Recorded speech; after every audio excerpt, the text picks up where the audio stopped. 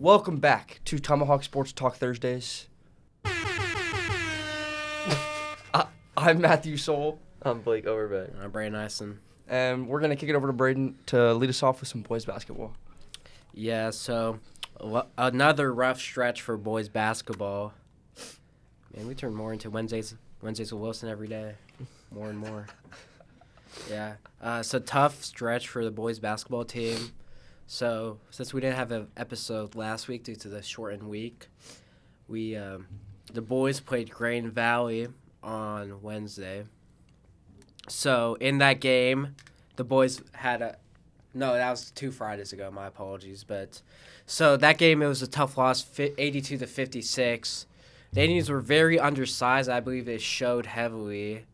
The Eagles were able to kind of dominate defensively after Dom Soto banged like a lot of early threes, like four, I believe.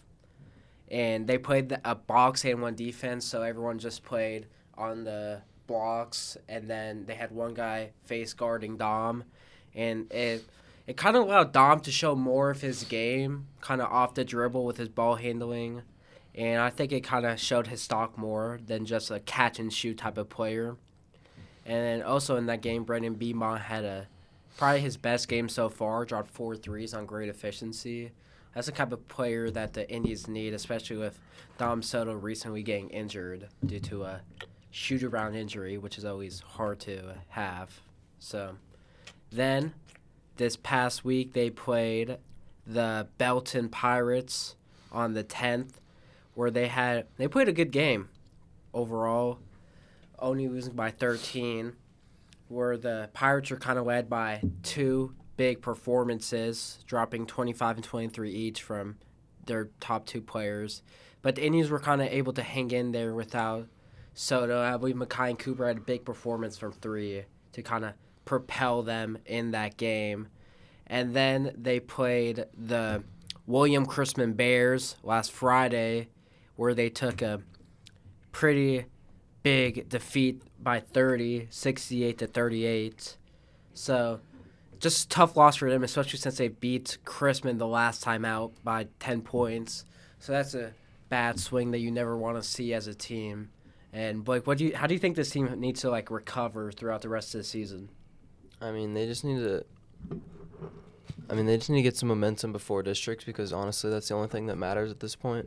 So as long as they can pick up maybe a few wins and then get going before districts, I think they'll be fine. Yeah, it's always about this team has a potential to knock off a good team. I feel like it's kind of shown because they show that potential, but they also show the potential to kind of give up at times as well. Because we've seen games like they played Park Hill. Park Hill's a very good basketball team. They played them within a 10-point game. They were even leading in the fourth quarter, I believe, before their emotions got in the way. But just overall, it's the boys are a team that's able to compete with almost anybody on any given day. Just they have to give their best effort forth. And it's going to be interesting to see how their offense and whole team kind of develops without Dom Soto.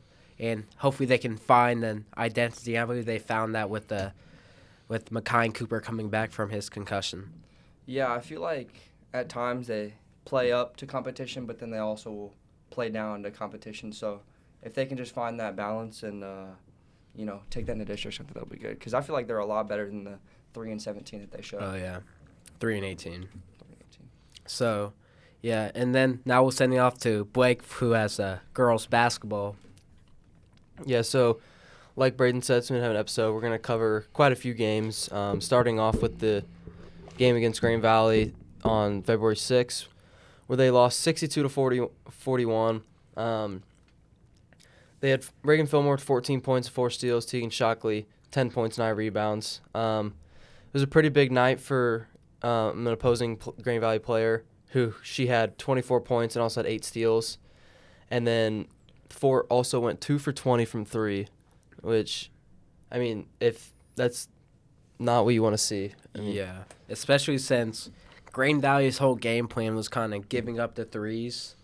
I mean, there's multiple times during the game where I saw just like, oh, hey, they need to just get it to the corner and then shoot a 3 there, since they weren't heavily guarding that 3 area. And also, if you have one player getting 8 steals, you cannot turn the ball over like that. and go 2 from 20 from the 3 and expect to win a game. Yeah, and a lot of those 8 steals came on the perimeter too. Like she was just pickpocketing people, and then she would just dribble down for easy points. So Yeah, I mean, at times the Indians kind of just looked lifeless in that game. So yeah, and then on February 9th, they traveled to Belton and won 42-36.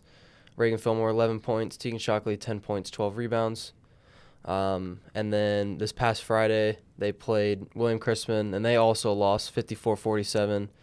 Some top performers: Reagan Fillmore 17 points, 7 rebounds; Tegan Shockley 13 points, and then Kenna Simons 7 points, 7 rebounds.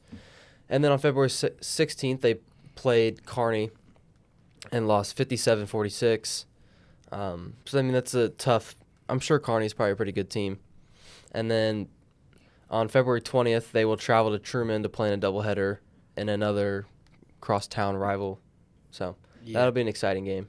Yeah, one thing I've noticed is that Reagan Fillmore has definitely stepped it up recently, and I think that's key for the Indians in terms of their scoring production to have her kind of go off a little bit. And also Tegan Shockley's back to that form she saw in like the beginning of the season.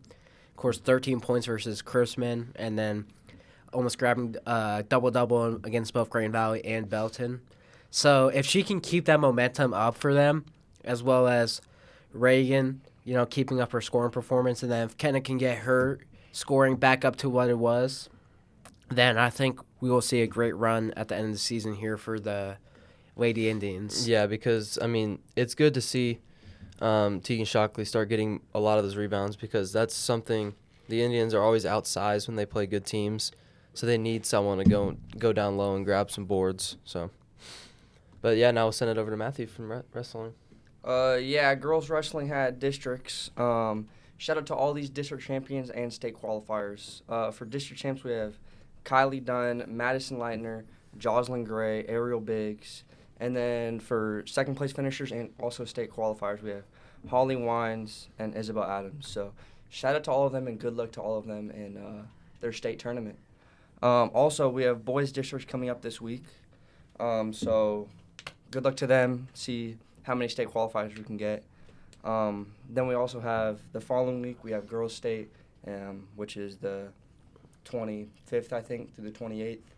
And then the week after that, going into March, we have boys state.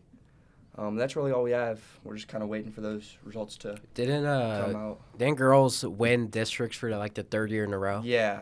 Girls did win districts for like the 3rd year in a row. Yeah. So shout out to them and the program they've built over there because that's beyond impressive to stretch that success over 3 years. I mean, high school's only 4 years long. You can't ride off. It is 4 years long. Yeah. Well, I'm just saying you can't Good ride call off out there. You can't ride off like a couple talented people. That's obviously you've built a really good program and coaching staff there. Yeah, I mean it's impressive to have that many state qualifiers. It just shows how good our program is here and how dominant they are. Yeah, so hopefully they can get enough high placers and place hopefully top 3, if not top 1 in the state for that those team points. Well, isn't our team ranked number 1 in the state? Yeah, but it all really comes down to it came down to a lot of the state qualifiers, and now it comes down to just like how far they go. I got you. So that's about it for me. Yeah. Well, you want to do the outro?